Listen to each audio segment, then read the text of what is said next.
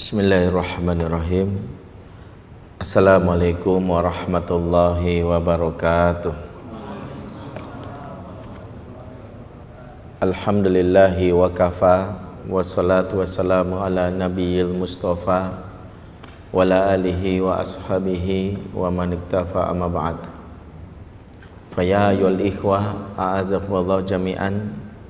Bapak-bapak dan juga ibu-ibu, calon bapak dan juga calon ibu, ikhwan wa akhwat fillah, jomblo lillah dan jomblo lelah yang mungkin menghadiri majelis di siang hari ini. Kalian luar biasa insyaallah. Semoga Allah memberkahi kita yang hadir dan semoga kita bisa masuk surga bersama-sama semuanya. Amin ya rabbal alamin.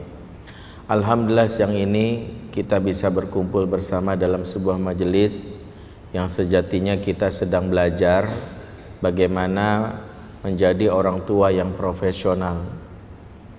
Dan profesionalitas dalam Islam itu adalah tuntutan dalam segala hal. Jadi bukan hanya pada saat kita jadi seorang karyawan, kameramen, artis, atau mungkin produser, profesional dalam urusan itu.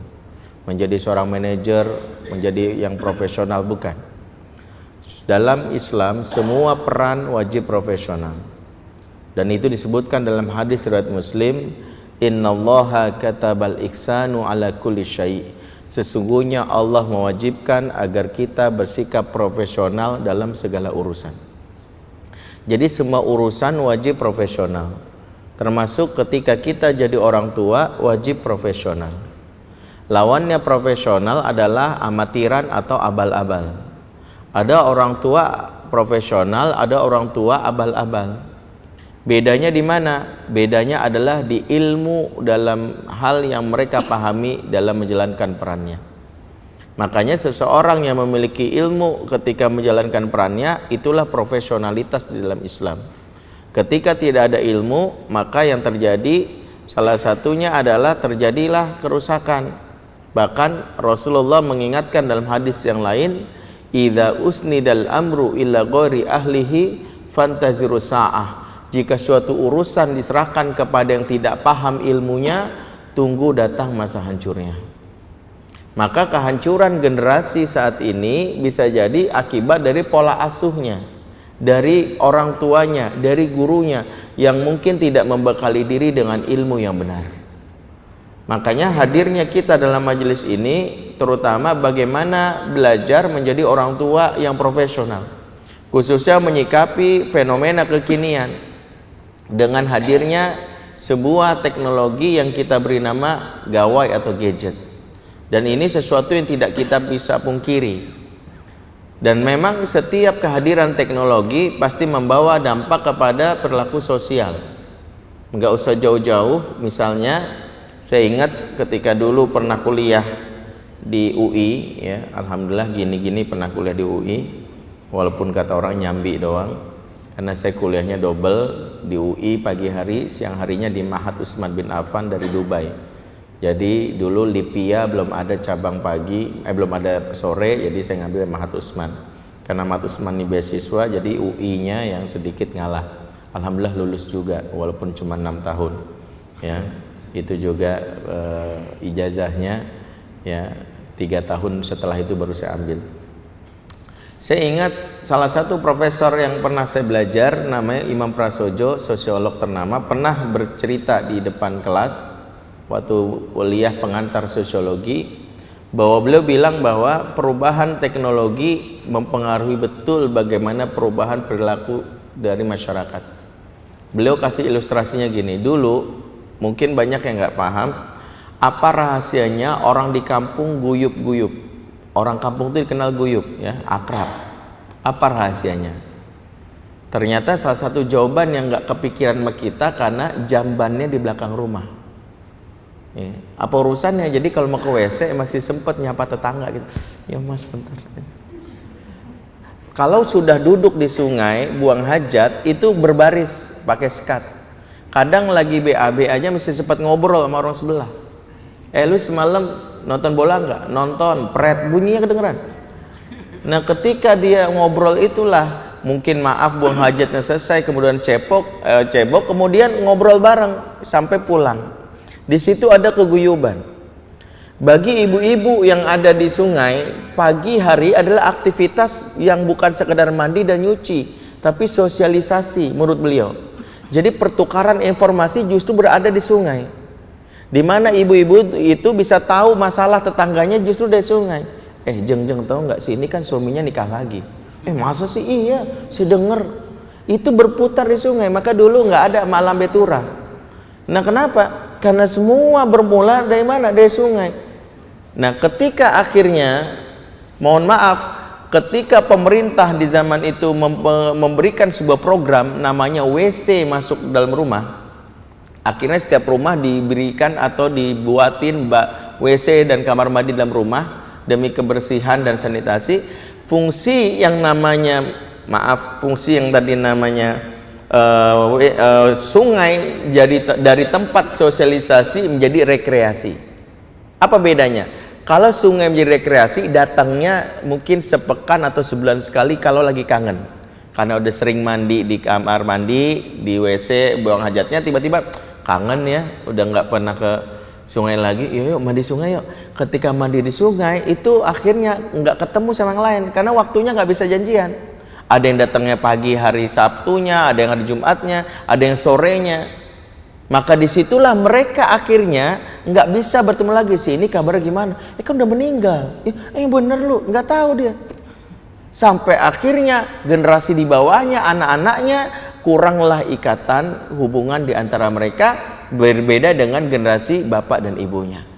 Saya sampaikan ini untuk memberitahu dari sebuah teknologi yang namanya WC saja mampu membuat dulu sebuah komunitas yang demikian guyup sedikit renggang karena mereka sudah jarang ngumpul di sebuah tempat yang namanya sungai.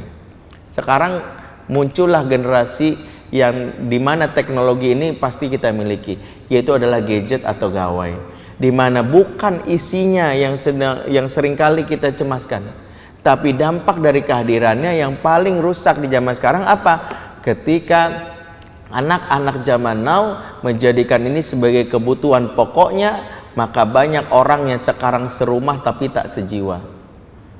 Ya, kadang ada yang di rumah masih WA bersama keluarganya.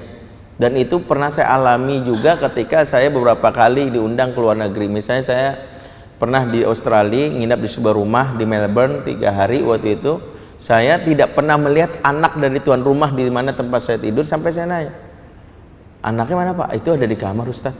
Untuk memanggil anaknya via WhatsApp. Nak, makan nak, gitu. Untung anaknya nggak balas. Udah Pak, baru aja di download tuh. Sampai gitu ya.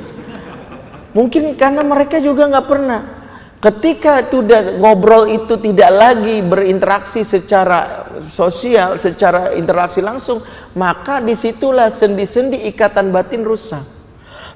Mohon maaf, artinya apa? Tidak ada lagi sentuhan, tidak ada lagi yang namanya canda dan tawa. Apa yang terjadi? Maka akhirnya orang tua mendapati anak-anaknya sudah kehilangan sebelum waktunya. Ada seorang ibu cerita sama saya, ketika dia ingin mengiming-iminginya anaknya masuk pesantren. Dia bilang, nak, pengen anaknya jadi hafiz Quran. Nanti kalau lulus SD jadi penghafal Quran di pesantren aja ya. Anaknya nggak mau, ngapain aku maunya di rumah ntar pisah sama mama. Nggak apa-apa, mama rela, yang penting kamu masuk pesantren hafal Quran ya. Anaknya tetap nggak mau. Akhirnya mama beliin gadget, mau nggak? Tapi janji loh. Anaknya waktu itu kelas 3 SD. Bener ya mah, dibeliin. Singkatnya dibelikan, dan ibunya tidak memberikan edukasi pada anaknya.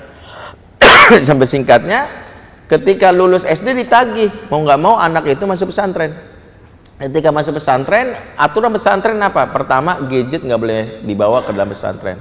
Dengan berat hati anak-anak ini mengikuti, walaupun sempat ya dalam tanda kutip bersih tegang lah dengan pihak orang tua dan pihak pesantrennya. Akhirnya dia rela dengan berat itu diberikan. Yang kedua, orang tua tidak boleh sering-sering nengok. Kenapa tidak boleh sering nengok? Karena demi kemandirian, nengoknya kalau musim liburan saja. Dan yang ketiga, orang tua hanya boleh nelpon setiap akhir pekan, yaitu ketika jam-jam tertentu, itu pun nelponnya ke ustadz atau ustazahnya maksimal 20 menit sekali telepon. Dan akhirnya dengan berat hati si anak rela mengikuti aturan tersebut.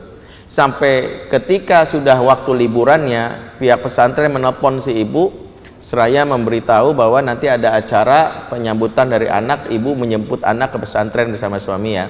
Akhirnya ibu ini ingin memberikan surprise kejutan. Rasa rindu 6 bulan tidak bersua, akhirnya disiapkanlah makanan yang enak. Kemudian si bapak merencanakan nanti pulang pesantren kita jalan-jalan ya bersekeluarga. Sampai begitu ada di pesantrennya, dibikinlah sekat di sebuah ruangan, ada tirai yang membatasi. Anak-anak diberikan sebuah pemahaman, nanti kalau sudah buka tirainya cari orang tuamu, peluk, berikan bunga, ucapkan terima kasih ya. Sementara pihak orang tua berdebar-debar atas apa kejutan dari anaknya. Begitu tirai dibuka, semua anak mau mencari ibu dan bapaknya. Mama, dipeluklah, termasuk ibu ini dipeluk anaknya. Ya Allah, kangen banget.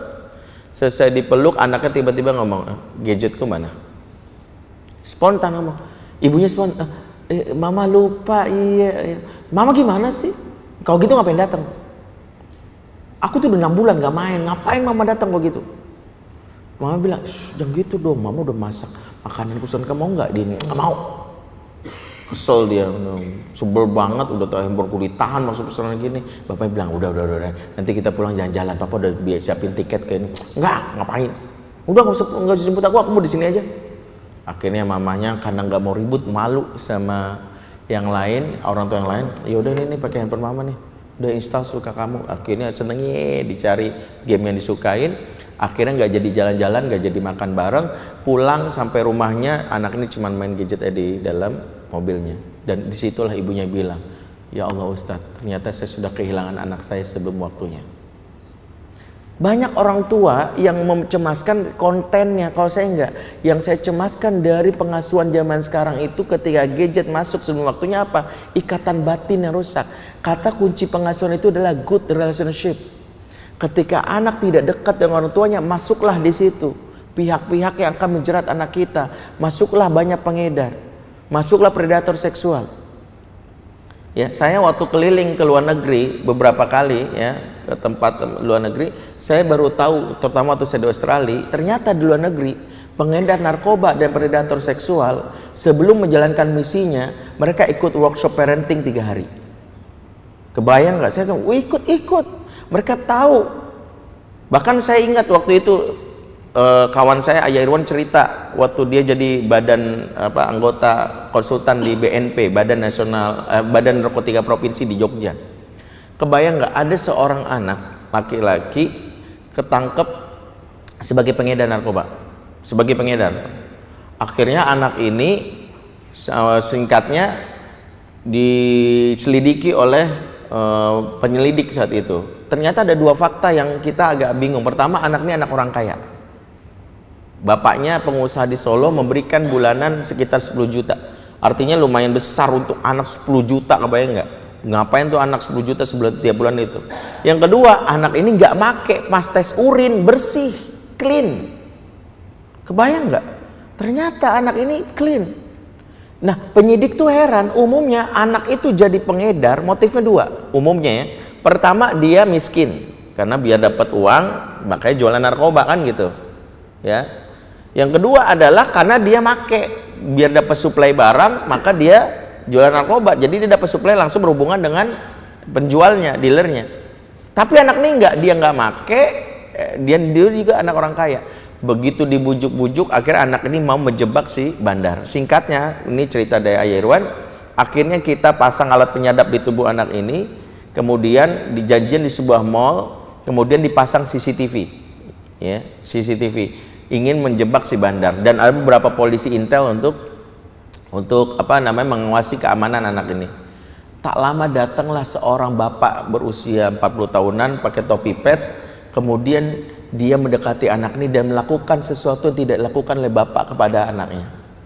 Apa itu? Bapak ini, pengedar ini melakukan apa? Dia datang langsung menepuk bau si anak sambil bilang, maafin om ya boy, om telat, makasih ya, kamu udah sabar nunggu, good boy. Banyak bapak yang tidak tahu bahwa bahu bagi anak laki-laki adalah pride, harga diri. Bapak yang tidak pernah menepuk bahu anak laki-lakinya ibu yang tak pernah menepuk bau anak laki-lakinya, maka kelak anak ini tumbuh menjadi lelaki mencari ABG, menjadi ABG akan mencari lelaki dewasa lain meskipun kepala preman. Ya, mengapa dia ikut geng motor? Karena mungkin kepala gengnya fair. Hebat loh, habis bacok 5 orang. Tuh. Ini ibu punya suami. Suami itu bangga kalau ibu bersandar di baunya. Ibu mumpung punya suami bersandar di bau suami. Kalau jomblo kan di bau jalan. Ya. Kalau istri di bau suami. Ini jomblo maaf nih. Iya kan? Ibu nggak pernah bersandar di bau suami. Suami itu senang karena ketika seorang istri bersandar di baunya kemudian bergelayutan, I'm the man. Itu laki-laki. Ibu nggak bersandar di bau suami ibu, nanti ada wanita lain bersandar di bau suami ibu. Karena bagi laki-laki itu harga diri, harga dirinya. Makanya kenapa bapak harus melakukan itu, tepuk, dan itu dipelajari oleh pengedar ini, bandar ini. Dia tahu datang begini. Itu yang pertama. Yang kedua, begitu dia duduk, kita lihat dia CCTV, dia bertanya sesuatu yang nggak pernah ditanya bapak kepada anak laki-lakinya. Umumnya bapak kalau ketemu laki-laki, apa yang ditanyain? Udah makan belum? PR udah belum? Hafalan kamu udah berapa? Kan gitu. Ya, kalau ibu-ibunya nanya lebih sadis ya. Tupperware mama mana? Hilang. Oh. Durhaka kamu gitu. Sekarang definisi durhaka adalah menghilangkan Tupperware. Maaf nih nyebut merek, habis begitu, mumpung bukan acara TV, biarin. Saya tuh ngerasain nih intermezzo, saya punya, katanya follower saya ngefans banget di IG, Ustadz, kapan dong Ustadz mampir ke tempat saya? Qadarullah saya dijadwalkan di perumahan dia lewat panitia yang lain. Ya Allah Ustadz ada di perumahan saya, ya Allah senang banget. Akhirnya saya dapat, nanti saya kasih hadiah buat Ustadz. Begitu saya ngisi pengajian di perumahannya dia, bener dia tahu banget karena dia mungkin fans saya, saya seneng banget gulai ikan kakap. Ya dia entah beli atau bikin langsung, Ustadz ini buat Ustadz mudah-mudahan suka. Wah makasih ya Bu, tapi tolong Tupperware-nya balikin Ustadz. Saya bilang cintamu palsu. Masih ingat aja gitu, nggak itu intermezzo. Perhatikan, sampai kita bapak ibu nanya gitu, tapi lihat bandar ini nanya apa? Are you happy? Kamu bahagia nggak hari ini? Dan kita persis lihat di CCTV itu mata anak ini berbinar, dipeluk om bandar ini sambil bilang, makasih ya om doang yang ngerti perasaan aku. Jadi ternyata apa yang hilang ketika anak-anak itu banyak berinteraksi dengan namanya gadget, ketika mereka tidak merasa rumah itu sebagai keluarga. I have house not home. Ikatan batin rusak. Padahal kata kunci pengasuhan adalah good relationship. Dampak dari anak yang tidak dekat dengan orang tuanya secara batin, maka apa? Salah satu cirinya mereka punya kalimat, dan kalau ada kalimat ini dari anak kita bahaya luar biasa. Apa kalimatnya? That's my privacy. Itu rahasia aku. Kepo banget sih jadi orang tua. Ketika anak ngomong that's my privacy, dia sudah membuat jarak. Seolah-olah mengatakan, mah pak urusan kita sebatas memberi nafkah dan penerima nafkah aja ya. Urusan aku mau curhat, aku sudah punya teman ya. Urusan aku mau tahu kondom itu apa, maaf pacarku sudah ngajarin cara makainya. Gak penting mama. Itu yang terjadi. Makanya sebagian pengedar itu memanfaatkan momen ini untuk menjerat anak kita. Salah satu teknik yang dipakai, saya sampaikan tekniknya, jangan dipelajarin untuk dipraktekin ya.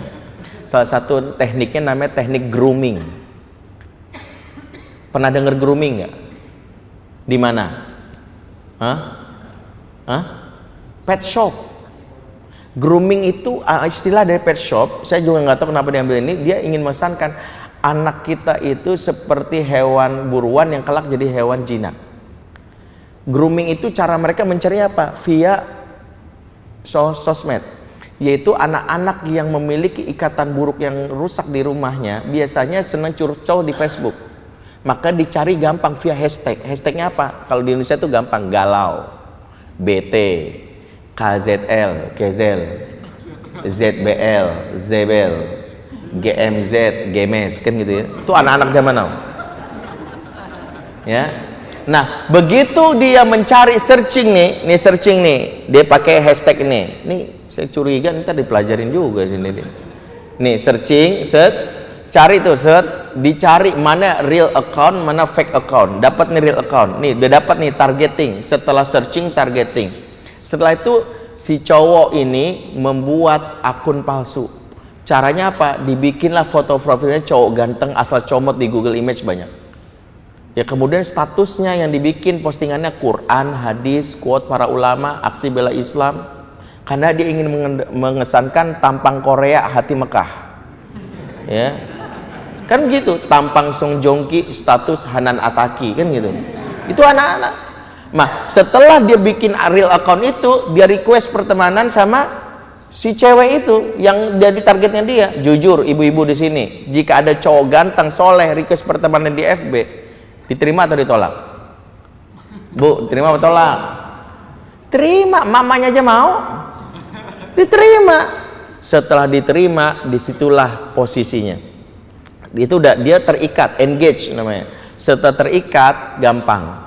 Tinggal monitoring. Begitu si anak ini suatu hari posting, bete banget kenapa sih soal UN susah banget postingan. Disitulah cowok itu komen sok bijak. Tahapan ini namanya safe and secure. Apa yang dikomen? Tenang ya dek, innallaha ma'as-sabirin. Allah bersama orang yang sabar. Makasih ya kakak. Kan? Ini pasenya nih. Ini saya curiga abis ini mau dipraktekin semua nih. Cari korban baru. Jangan ya. Sampai segitunya. Setelah dia nyaman, mulailah japri. Setelah japri, dia mulailah melakukan modus-modus mengesankan kakak yang baik. Pakai teknik nyebarin ayat. Ya. Inilah disebut playboy fisabilillah. Ya. Assalamualaikum ukhti, bangunlah di tengah malam, semoga ukhti ditinggikan derajatnya Allah Subhanahu wa taala. Syukron akhi. Pagi-pagi masuk WA, assalamualaikum bidadari surga. Bidadari dunia memang tak bersayap tapi dia pasti berhijab. Semoga itu kamu. Tuh anak zaman now. Ditambah figur bapak yang nggak dekat. Saya bikin buku dan ini terus terang tidak ada di toko buku, ini sudah cetakan ketiga tadi disampaikan. Kenapa? Saya sangat concern berbicara tentang ayah karena hampir banyak kerusakan negeri ayah. Nggak usah jauh-jauh, maaf teman-teman di sini kan teman-teman media nih. Kalau ada teman-teman di sekitar kita ada yang gayanya melambai, ya, lelaki bertulang lunak, ya, maaf itu ya, lelaki presto itu. Maaf, nggak usah kita judge, kita nggak ingin menjudge, tapi tolong wawancara atau diskusi pasti nggak dekat sama bapaknya. Saya silakan buktikan. Saya dulu konselor untuk para gay. Dulu saya punya pengajian khusus kaum gay. Tapi jangan suuzon, saya normal. Ya, jangan ada mikir macam-macam. Saya kenal, bahkan mereka salah satu binaan saya itu punya gaydar. Gaydar itu gay radar. Dia tuh ngelihat orang bisa langsung memastikan gay Ustadz, langsung bisa. Saya pernah buktikan ketika ada gay dari Sukabumi WA saya, Ustadz tolong dong Ustadz, tolong saya pengen berubah, saya nggak nyaman dengan kondisi ini, saya nggak mau ibu bapak saya jadi malu karena saya. Udah, ente mau berubah, oke, ente ketemu saya di Akhlak Islamic Center di Tebet, naik kereta dari Bogor, ntar turun stasiun Tebet, datang dia. Nah pas banget azan zuhur berkumandang itu dia datang di Akal, saya nggak tahu, saya nggak pernah ketemu dia, cuma ngeliat foto profilnya doang. Nah binaan saya yang punya gedar itu dia langsung, dia bisa tahu itu, bukan dia nggak tahu kalau ada dia, tapi sholat qadarullah, sholat kami sebaris tuh, sejajar. Saya nggak tahu dia udah datang. Singkatnya, pas selesai salam, assalamualaikum warahmatullahi wabarakatuh, tiba-tiba binaan saya itu langsung bilang gini, Ustadz 5 orang sebab Ustadz gay. Langsung dilihat sedikit, itu yang ada di foto profilnya itu, maksudnya dia mau emang konsul sama saya. Saya bilang luar biasa dia itu mana? Dia itu cuman office boy di perusahaan energi di sekitar Jalan Sudirman Tamrin tuh. Dia itu tapi walaupun office boy, tapi kalau ada karyawan baru yang lagi wawancari HRD, dia itu disuruh masuk oleh bosnya untuk memberikan minuman. Habis itu dia keluar, begitu karyawannya keluar dipanggil lagi dia. Yang barusan gue wawancari gay bukan? Gay pak, langsung dicoret. Bayangin, betul. Dia cuman office boy jadi konsultan HRD, kan bayang tuh. Luar biasa dia gedar. Apa perlu saya bawa orangnya kemari ngecek satu-satu? Kenapa panik gini ya? Jangan. Mudah-mudahan nggak panik ya. Itu di laki-laki. Di perempuannya banyak kasus cabe-cabean. Itu juga kayak gitu. Anak perempuan yang malam-malam sampai bawa sama cowoknya sampai jam 2 pagi, sampai itu karena nggak dekat sama bapak. Ketika dia mudah banget pacaran karena nggak dekat sama bapak, dia lebih senang dengan dunia malamnya, dengan gadget. Kenapa? Karena nggak dekat sama bapak. Saya bikin buku ini kenapa? Fatherman. Saya pengen para ayah itu menyadari dialah sosok pahlawan bagi anak-anaknya.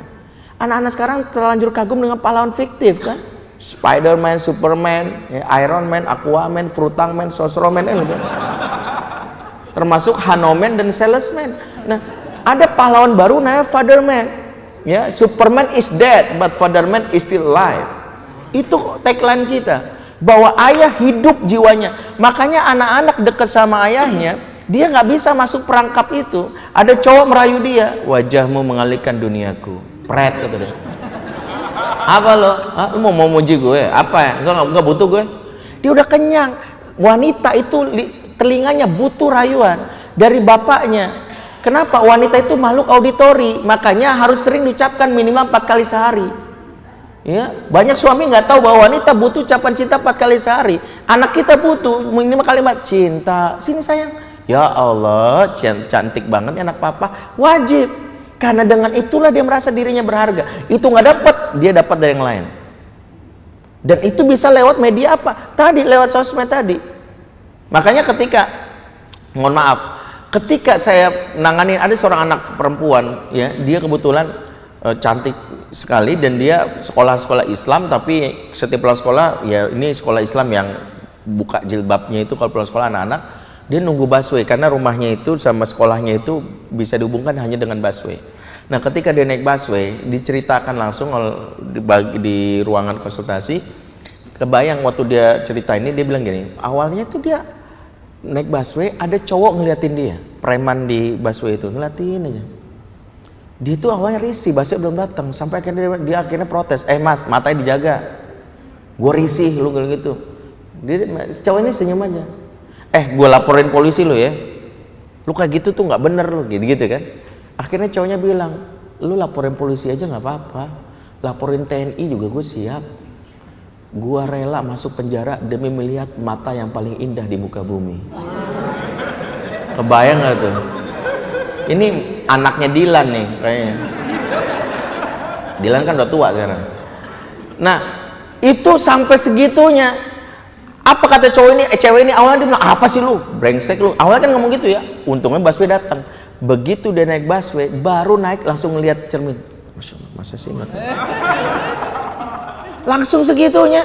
Dia pulang langsung lihat cermin, meyakinkan. Terngiang-ngiang di kepala dia, mata paling indah di muka bumi. Besoknya sengaja datang lagi ke halte itu supaya digodain.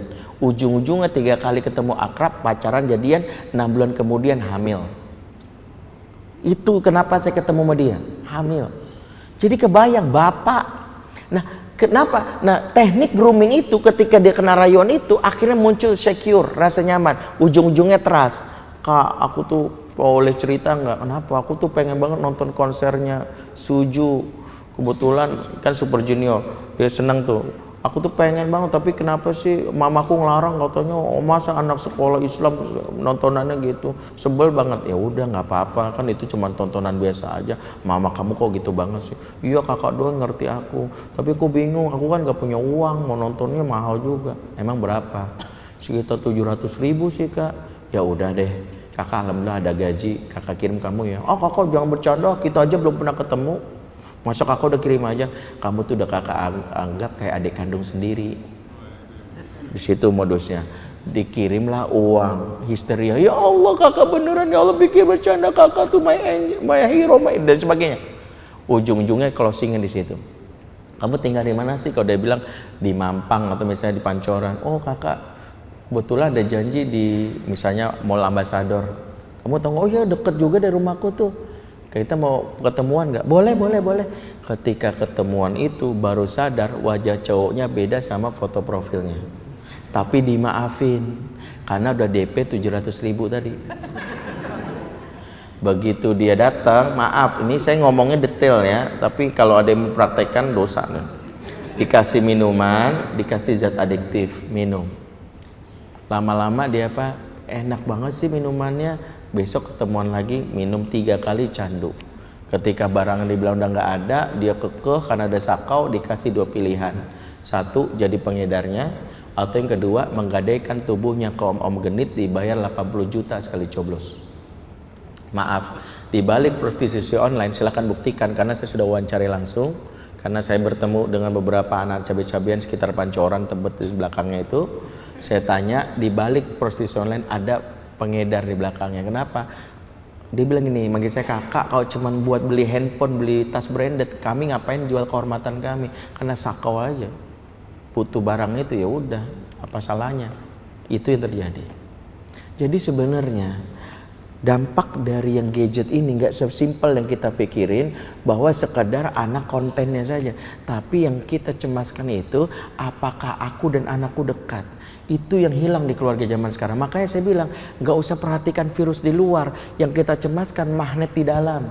Seberapa dekat kita? Anak yang sering kali jauh dari orang tuanya punya kalimat that's my privacy, nggak apa-apa. Tapi kalau anak dekat, kebalikannya, dia bisa mengutarakan apa aja masalahnya. Lihat Quran ketika menceritakan bagaimana dekatnya Yusuf sama Yakub. Bagaimana Yusuf saking dekatnya bercerita, ya abati inni ra'aitu ahada asyara kaukaba wa syamsa wal qamar ra'aituhum li sajidin. Wahai ayahku, aku bermimpi di malam hari melihat 11 bintang, matahari dan bulan, kulihat semuanya sujud di hadapanku. Aku bingung gimana. Anak saking dekatnya apa aja ceritakan, itu saking nyamannya. Maka salah satu PR pengasuhan di era zaman now adalah membuat anak-anak itu dekat, akrab. Karena dengan cara itulah mereka tidak perlu lebih banyak bermain gadget. Kenapa anak main gadget? Karena anak punya kebutuhan dasar yang gak dipenuhi. Apa nama kebutuhannya? Hiburan, entertain. Maaf, teman-teman di sini kan orang-orang entertain. Harusnya paham bahwa manusia itu nggak bisa lepas dari hiburan. Pernah Rasul menegur sahabat yang bertekad, saya akan sholat malam selamanya. Karena Rasul melihat sholat malam, Rasul dijamin masuk surga, sholatnya aja kakinya bengkak. Apalagi kita, kok begitu saya nggak akan pernah istirahat, sholat selamanya. Yang lain bilang apa? Saya akan puasa selamanya. Pokoknya saya nggak akan pernah, pokoknya selain puasa setiap hari. Ada yang lain bilang, saya akan jomblo selamanya. Ini ngenes nih biasanya. Ya. Sebenarnya nggak laku, tapi bilang gitu, tekad jomblo selamanya. Ujung-ujungnya Rasul dengar, siapa yang ngomong begini-begini? Kata Rasul. Rasul marah. Kata Rasulullah, saya tuh begini, saya tuh, keluarlah kalimat Rasul, saatan. Hidup itu dinamis. Kalau kalian keras sendiri sama sesuatu yang baik, kalian akan kalah sendiri nantinya. Aku tuh nabi, tapi aku bermain sama istriku, aku bercanda dengan keluargaku, aku pakai parfum dan semisalnya. Ini memberi isyarat bahwa kalau manusia dewasa saja butuh yang namanya kesempatan hiburan, apalagi anak-anak. Tapi orang tua tidak menjalankan peran itu. Banyak anak-anak yang ketika di rumah tidak mendapatkan haknya untuk mendapatkan hiburan, di mana cirinya adalah mendapatkan tawa. Sebab rumah tangga surga dalam Quran punya satu ciri. Apa cirinya? Banyak tawa. Wujuhu yawma idzin musfirah dahikatum mustabsyirah. Wajah mereka di hari itu berseri-seri, tertawa bergembira ria. Baiti jannati, rumahku surgaku. Mau rumah tangga surga, pastikan adanya tawa. Anak kita tertawanya di mana? Makanya sering saya ingatkan, di zaman now nggak cukup jadi orang tua yang baik. Saya orang tua yang baik, alhamdulillah belum. Orang tua baik kalah dengan orang tua yang asyik. Maka tambahkan, baik plus asyik, itulah orang tua yang sekarang. Di dalam buku ini saya bilang, kenapa ayah wajib jadi entertainment, maksudnya manusia yang lelaki penghibur. Kenapa harus dia menghibur? Karena kalau nggak diberikan sama bapaknya, dia cari di luar. Salah satunya membuat anak itu tertawa. Dan menghibur keluarga ada sesuatu yang berpahala. Dalam hadis Rasulullah katakan, kullu syai'in laisa lahu fihi min zikrillah laibun walahun. Segala sesuatu yang tidak ada zikir kepada Allah dalamnya sia-sia belaka, kata Rasulullah. Kecualinya ini harus kita pahami. Mula abatur rojul ma'ahli, ketika seorang bapak bermain-main dengan keluarganya. Jadi bermain-main sama keluarga, sama anak-anak itu salah satu yang diajarkan Rasul. Ternyata anak-anak gak bakalan main gadget kalau bapaknya berikan satu hak hiburan main. Di mana anak itu mendapatkan bahwa bapaknya itu menyenangkan. Bapaknya itu sosok yang kalau di rumah itu sosok yang lucu, dan itu bukan sesuatu yang salah. Berkata Sabit bin Ubaid dalam riwayat Imam Bukhari menceritakan dalam kitab Adabul Mufrad, ma ra'aitu ahadan ajalla idza jalasa mal qaumi wal afkaha fi baitihi min Zaid bin Sabit. Saya belum pernah melihat laki-laki yang kalau di hadapan kaumnya itu gagah perkasa, tapi kalau bersama anak dan istrinya menjadi bapak yang lucu, kecuali Zaid bin Sabit. Zaid itu kalau bersama teman-temannya wibawanya luar biasa, gagah perkasa, tapi kalau sama anak-anaknya dia bapak yang lucu, menyenangkan. Kenapa? Ada hak anak di situ. Makanya kalau ngomong sama anak jangan serius-serius amat. Nih ngomong sama anak di meja makan obrolannya, menurut kamu inflasi ekonomi 5% atau 6%? Kan stres. Bagaimana pandangan kamu tentang virus corona? Nah, apakah penyebarannya itu anak makin stres, nggak niat makan dia. Kalau mau sama anak mah nggak usah yang itu. Saya ustadz, tapi kalau sama anak saya harus memposisikan gimana anak itu nyaman. Salah satunya apa? Ya saya kadang main tebak-tebakan. Kadang anak saya tanya kenapa anak babi jalannya nunduk. Ayo, karena dia malu ibu bapaknya babi, gitu kan? Oh, Abi bisa aja. Iya. Sekarang Abi tanya kenapa anak kodok jalannya lompat-lompat. Kau tahu Bi, soalnya dia senang ibu bapaknya bukan babi, gitu kan? Bisa aja. Sekarang Abi tanya kenapa anak kanguru jalannya lompat-lompat. Aku tahu, karena dia senang kan ibu bapaknya bukan babi. Salah. Kenapa Bi? Namanya juga anak-anak biasa lompat-lompat. Jadi ada sesuatu pulang itu mereka senang. Nggak penting gadget kalau tawa itu kita hadirkan. Karena ketika main gadget mereka ketawa, senyum, ngelihat senang. Karena ada tawa. Karena ada tawa. Kita nggak berapa lama anak kita tertawa sama kita. Coba tanya, adakah tawa bersama dengan anak? Itu yang membuat kita mengukur. Kenapa anak kita main gadget? Karena nggak ada tawa sama bapaknya, serius banget. Baru duduk sama dia keluar ayat. Nah, kalau Allah Ta'ala fi kitabil karim, auzubillahi minasyaitonir rajim. Gua di ruqyah nih, males nih. Asap ngebul panas tuh langsung. Karena nggak ada tawa. Makanya ketika saya meneluarkan tebak-tebakan, anak saya juga bilang gitu. Bibi, aku punya tebak-tebakan. Apa? Hewan apa yang badannya besar, kupingnya lebar, hidungnya panjang, suaranya kecil? Gajah, saya bilang. Salah. Kok salah? Iya. Apa? Kan suaranya kecil. Anak-anak maka sering, itulah kenapa satu kebutuhan yang wajib kita penuhi kalau anak tidak candu gadget, hiburan. Karena ketika anak main gadget dia dapetin satu kebutuhan batin. Pertama, ketika dia main gadget, satu dia dapat apresiasi. Coba lihat game-game yang ada di gadget memberikan apresiasi diri. Gagal dia suatu game, apa bahasa mesin komputer? Try again. Kan? Coba kalau kita sama bapaknya gagal sedikit, bego banget sih. Jangan bikin malu bapak. Bapak di ITB dulu, walaupun itu bagian depannya doang kantin kan gitu ya. Jurusan kantin numpang gitu ya. Bikin malu tuh. Bapaknya menghina mulu. Kalau berhasil apa reaksinya? Awesome. Great. Yeay. Itu kalau di game. Bapaknya kadang anak, "Papa, lihat dong hasil gambarku." Oh. Kaku banget kayak kenobo kering kan orang. Nggak ada kalimat, wah, masya Allah, bisa juga anak bapak gambarkan gitu. Anak butuh yang kayak gitu, anak butuh. Kalau enggak, ya itu tadi. Maka kenapa dalam buku ini saya bilang keterampilan ayah salah satunya membuat anak tertawa. Karena itu membuat anak kurang itunya, candu sama gadget, itu yang pertama. Jadi anak dapat apresiasi itu. Yang kedua, anak dapat yang namanya skala challenge, tantangan, ada permainan. Bermainlah dengan anak, salah satu skill orang tua. Dan Rasulullah kalau bermain sama anak total, maaf, meskipun Nabi kalau main sama anak, Rasulullah benar-benar. Bahkan dalam sebuah riwayat Rasulullah menjulurkan lidah ke cucunya, dan kalau kita lihat kan mukanya jadi kayak jelek gitu. Rasulullah lakukan ini. Ini hadisnya sahih, riwayat Muslim. Rasulullah menjulurkan lidah di depan cucunya Husain dan Umamah. Kebayang nggak? Menjulurkan lidah. Menurut sebagian orang, mukanya jadi jelek. Rasul nggak merasa itu. Kenapa? Karena ingin cucunya tertawa. Bahkan ketika mengumpulkan Bani Abbas, anak dari Abbas bin Abdul Muthalib, hadisnya sahih juga, itu dikumpulkan anak-anak tersebut, ada Al-Fadil, Al-Fudail, ada Al-Haris dan Ubaidillah. Kata Rasulullah gini, siapa yang bisa megang pundakku dapat hadiah ini dan ini. Siap, siap. Rasulullah lari, ciat, dikejar mana, ciat. Tapi Rasul tahu kalau bermain sama anak jangan serius-serius amat, dipelankan, ditepak pundaknya, kena. Ketika dikenain sama anak ini, Rasul peluk anak ini, masing-masing dikasih hadiah. Itulah teknik Rasul bermain. Bermain sama anak bukan menang dan kalah. Jangan serius-serius amat. Ada bapak serius banget yang bisa megang pundak bapak dapat hadiah ini dan ini ya. Bapaknya kabur kayak mantan copet. Anaknya kalah ya kalah, malas ah main apa-apa. Karena kita anak kelas umur 3 tahun kita lari kayak lalu Zohri. Ya itu nggak nyambung. Kalau anak kecil tuh mengalahkan diri, mentang-mentang catur tingkat RT kan kita kalah mulu tuh di RT. Bilang mana suka paling pinter kayak kita. Itu karena kita lawannya bocah. Kalau anak kecil walaupun itu sesuai dengan anak kecil, main badminton. Kalau di RT kan kita juru kunci mulu. Bila nama anak cuat, wah. Kita lupa tuh anak kecil.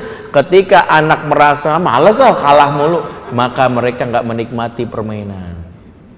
Bermainlah yang membuat anak itu. Makanya kalau ada yang nanya, Ustadz gimana caranya biar anak supaya nggak kecandu gadget, berikanlah haknya untuk mendapatkan kepuasan batin. Nanti gadget tinggalkan sendiri. Jadi kata kuncinya, jadilah orang tua yang tidak cukup baik tapi asyik.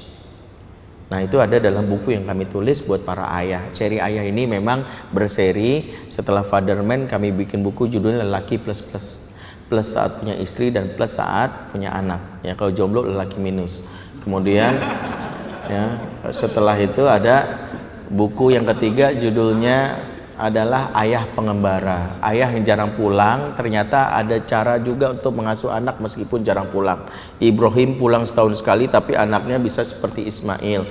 Ada juga seorang tabi'in pulangnya 17 tahun sekali, namanya Abdullah bin Qasim, 17 tahun sekali. Dalam kitab Syiar A'laman Nubala ada tabi'in pulangnya 30 tahun sekali, namanya Faruh, tapi anaknya jadi ulama, namanya Robi'ah Ar-Ro'yi, gurunya Imam Malik, Imam Sufyan Tsauri dan Imam Abu Hanifah.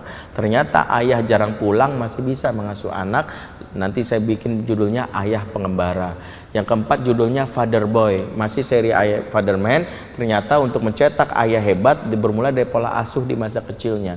Kalau kita gagal menjadi ayah hebat, minimal kita cetak anak kita nanti jadi ayah hebat. Fatherman bermula dari Father Boy. Yang kelima buat jomblo judulnya Joker, jomblo keren. Yang keenam buat para ibu judulnya Mother Woman. Insya Allah tahun ini tidak ada halangan kami terbitkan buku ini. Untuk sementara Fatherman. Singkatnya, oke, kita sudah bahas bahwa kebutuhan dasar anak adalah hiburan. Baik karena waktu terbatas. Yang kedua, pembahasan gadget ini panjang sebenarnya. Itu satu seminar sekitar 3-4 jam. Saya coba ringkas. Yang kedua, anak yang rentan main gadget ketika anak tidak bisa jawab pertanyaan Allah dalam surat Al-Hasyr ayat 18. Apa pertanyaan Allah surat Al-Hasyr 18? Ya ayyuhalladzina amanu taqullaha wal tanzur nafsum ma qaddamat lighad. Hai orang beriman, bertakwalah kepada Allah dan perhatikanlah kalian besok mau ngapain. Ini pertanyaan Allah. Tanya anak kita yang ABG. Nah, besok agenda kamu apa? Tahu, libur. Anak-anak yang nggak bisa menjawab besok mau ngapain karena libur, maka kegiatannya cuma 5. Pertama, tidur lagi. Yang kedua, nonton TV. Yang ketiga, main gadget. Yang keempat, makan yang banyak. Yang kelima, ngisengin orang, ngeprank. 5 itulah yang dilakukan anak-anak yang nggak punya agenda. Makanya kalau kita punya anak ABG, pastikan dia punya agenda. Kalau dia nggak bikin agenda untuk dirinya, dia masuk agenda temannya. Kenapa anak nonton bokep, maaf, temennya itu ngelihat dia bengong, udah lo di rumah gua aja, gua ada tontonan. Kenapa? Dia masuk agenda temennya. Maka itulah kenapa yang kedua, pastikan anak kita sibuk minimal di weekend. Ngapain? Minimal kalau dia bermain berolahraga bersama bapaknya, acara seminar, kajian, ngumpul bareng saudara, daripada dia nggak punya agenda. Karena nggak ada agenda, itulah yang disebutkan oleh yang namanya Imam Syafi'i dalam kitab Jawabul Kafi, ketika seseorang tidak bisa tidak sibuk dalam kebaikan, niscaya dia sibuk dalam kesia-siaan atau kebatilan. Nah ini yang bahaya.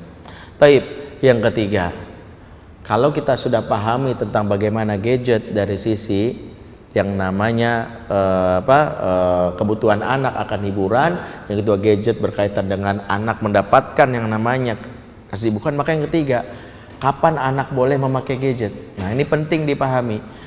0 sampai 3 tahun anak haram memakai gadget. Kenapa? Penjelasannya panjang. Karena waktu 0 sampai 3 tahun anak belajar human interaction. Jangan masukkan yang namanya media. Anak nangis, terima itu, jadilah orang tua yang menghibur. Ya Allah, sini. Sini, tang ting tung, harus begitu. Masih nangis juga, pesawat. Masih nangis juga, nggak apa-apa. Lama-lama ada momen yang mahal. Apa tuh momen mahal yang nggak bisa dibayar triliunan? Ketika baterai anak itu nangis, baterai nangisnya selesai dan dia menangis di bahu si bapak atau ibunya. Siapa pernah ngalami ini momen paling mahal?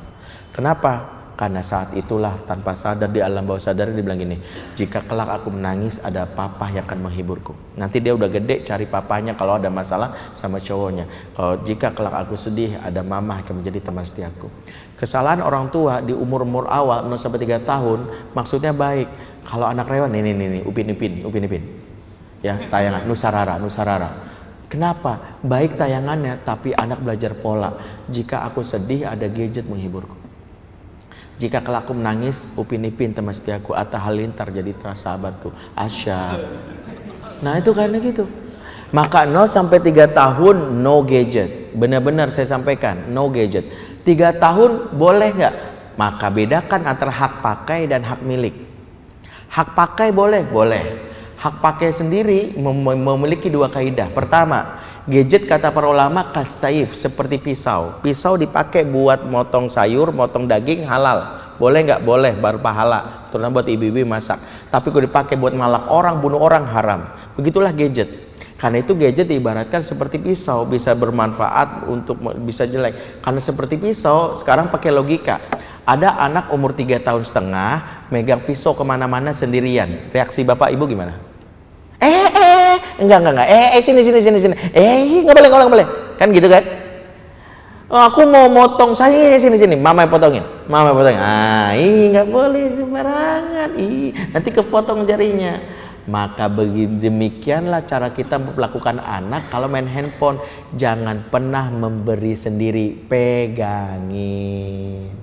Jadi kalau anak, mama mau nonton itu Nusarara YouTube itu atas boleh sini, liatin, boleh pegangin karena dia belum siap untuk memegang sendiri seperti pisau. Kalau bapak megang sendiri, disitulah nggak sengaja kepencet iklan aja itu ada yang ngeliatin gambar aurat. Anak-anak kita rusak otaknya gara-gara apa? Bapaknya merasa, nih, udah gede, makanya. Kapan anak boleh megang sendiri? Idza arafa yaminahu ala shimalihi, kata Rasulullah, bab ketika anak sudah tamyiz, jika anak sudah bisa bedain kanan dan kiri. Kapan itu? Umur 7 tahun. Udah bisa bedain kanan kiri maksudnya apa? Udah bisa diingetin aturan. Abang boleh nih sekarang main gadget, tapi ingat maksimal 20 menit ya bang. Bisa nggak? Iya. Oke. Yang kedua, nggak boleh mencet selain yang ini, ingat ya. Yang ketiga, nggak boleh dibawa kemana-mana di sini, nggak boleh ke kamar mandi, nggak boleh ke kamar tidur. Sini, ngerti. Nanti 20 menit lagi jam sekian bunda ambil, ayah ambil, boleh itu karena dia sudah paham aturan. Di bawah 7 tahun belum ngerti, makanya kita ribut sama anak di bawah 7 tahun. Udah nggak mau, berantem. Makanya dipegangin. Kalau yang itu boleh, namanya hak pakai. Hak pakai adalah dipinjamkan. Kapan anak punya hak milik sepenuhnya? Sebagai orang tua, anak SD dikasih, SMP dikasih. Padahal Quran menyebutkan dalam surat An-Nisa ayat 6, salah satu kaidah penting bahwa kapan gadget diberikan ketika Allah berfirman wa in anastum minhum rusdan fadfau ilahim amwalahum. Para ulama memberi isyarat bahwa gadget ini seperti juga harta. Harta itu bernilai, gadget ini bernilai. Kenapa? Karena bisa didagangin, bisa dijual, bisa bernilai harta. Karena itu Allah mengatakan jika seseorang sudah sampai berusia rusda, maka serahkanlah harta ini sepenuhnya untuk mereka. Jadi kapan seseorang boleh memiliki gadget sepenuhnya? Jika berusia rusda. Kapan tuh rusda? Tahapan perkembangan yang ini. Nih tufula. Pertama namanya rodoa, kemudian tufula Tufulah itu anak 3 sampai 5 tahun, rodhoah itu 0 sampai 2 tahun. 3 sampai 9 itu tufulah kabiro, tufulah sogiro, tufulah sogi kabiro. Nanti ada nama tamis, setelah tamis ada nama balik, setelah balik ada nama rusda. Rusda itu fase terakhir anak. Rusda itu cirinya kalau anak laki-laki berani safar sendirian. Mah, aku mau ke Lamongan nengok kakek boleh nggak? Terus gimana? Aku mau mesen kereta ya. Tuh berani, tadi sono tinggal naik gojek, berarti sudah rusda. Anak yang sudah seperti ini boleh kasih sepenuhnya. Kalau anak perempuan gimana Ustadz? Kalau anak perempuan cirinya sudah bisa mengurus rumahnya sendiri tanpa bapak ibunya, ngurus anak adiknya sendiri seharian. Begitu kita rumah dia nggak pulang ke rumah dia nggak pingsan, selesai. Ya, ketika itu dia sudah rusda, maka boleh memegang gadget. Karena anak yang tersesat di dunia maya biasanya anak yang di dunia nyatanya aja nggak beres. Ini anak SMP udah dikasih, padahal dia aja kalau jalan-jalan keluar dari rumahnya udah mabok. Rumah di Matraman, sekalinya ke Bekasi mabok. Ini Indonesia bukan, kan gitu. Yang kayak gitu mau dikasih gadget ngaco. Makanya bijaklah, kalau enggak ingat kita akan membuat anak itu rusak lewat kontennya. Yang kedua, kita juga rusak di sisi hubungan dengan anak kita. Tapi waktu membatasi, mohon maaf tidak ada tanya jawab, sudah lewat ya, nggak ada tanya jawab, udah 1:30. Buku kalau ada yang mau silakan di belakang. Tapi ingat, buku ini nggak penting dibeli, yang penting dibaca. Maksudnya gini, saya selalu bilang, saya nggak peduli buku ini kalau misalnya merasa harganya mahal, di fotokopi silakan, asal nggak boleh dijual. Mau dibagi-bagiin, fotokopi, ridho dunia akhirat. Kenapa? Karena saya paling senang kalau dibaca. Ada yang beli borong, teman ditaruh doang di perpustakaan yang nggak dibaca, percuma. Mendingan dibaca. Maksudnya beli satu, nebeng bareng nggak apa-apa. Bahkan fotokopi, kasih nih, ada security sama anaknya bermasalah terus, Pak, nih belajar jadi bapak yang baik, father man. Nah ini salah satunya. Ibu-ibu bisa menghadiahkan juga buat suaminya. Tapi mohon maaf kita tutup majelis kita udah 1:30. Mohon maaf karena penjelasannya terlalu panjang, jadi saya terburu-buru dan agak singkat. Mari kita berdoa bersama-sama. A'udzubillahi minasyaitonirrajim. Bismillahirrahmanirrahim. Alhamdulillahirabbil alamin. Hamdan syakirin, hamdan na'imin, hamdan yuafi ni'amahu wa yukafi mazidah. Ya Rabbana lakal hamdu kama yanbaghi li jalali wajhikal karim wa azimi sultanik. Allahumma shalli ala sayyidina Muhammad wa ala sayyidina Muhammad.